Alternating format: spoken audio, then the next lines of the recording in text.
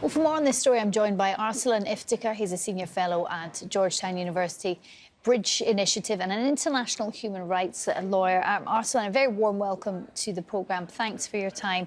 What's your reaction generally to the current situation evolving in Myanmar?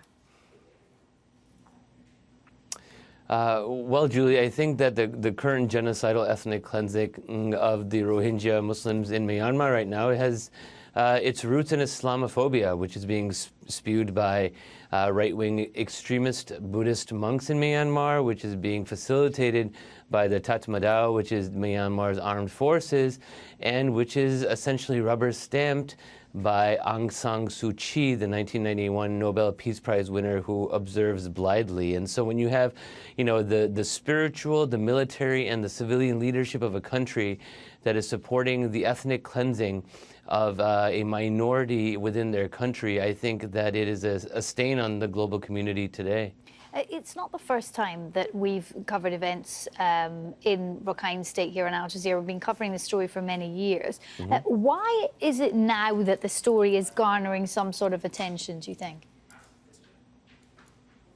Well, Julie, I think it's because of the fact that, to be quite honest with you, I think that the global community eventually thought that, Nobel Peace Prize winner Aung San Suu Kyi would, one day condemn the ethnic cleansing of the Rohingya. And not only has she not remained silent, as fellow Al-Jazeera journalist Mehdi Hassan recently wrote, she's become an apologist for this ethnic cleansing. And so I think that, the global community's, wait for Aung San Suu Kyi to come around, has finally resulted in over 10 other Nobel Peace Prize laureates, including Archbishop Desmond Tutu, Muhammad Yunus, Malala Yousafzai, Jose Ramos Horta, to sign a joint letter to the United Nations, to UN Secretary General Antonio Guterres, who said that he's very concerned about the ethnic cleansing as well, and because of the fact that neighboring Bangladesh now might be receiving over 300,000 Rohingya Muslim refugees coming in, in the days and weeks that are coming. I think that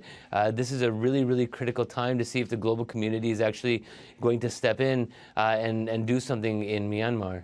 Arsalan, there are a number of voices, though, that say, Aung San Suu Kyi stepping forward and saying what the international community would like her to say isn't quite as singular. It's more complex than that for her, given her situation in a country where the military, let's face it, are very much still in control. Do you think there's anything to that?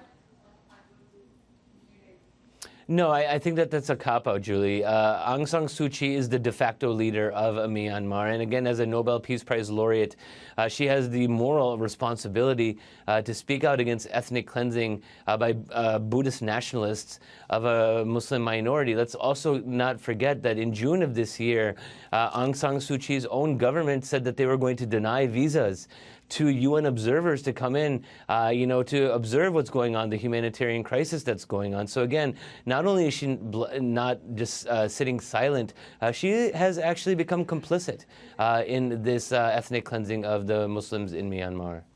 Arsalan Iftikhar joining me there from Washington, D.C. Arsalan, thank you. My pleasure, Julie. Thank you.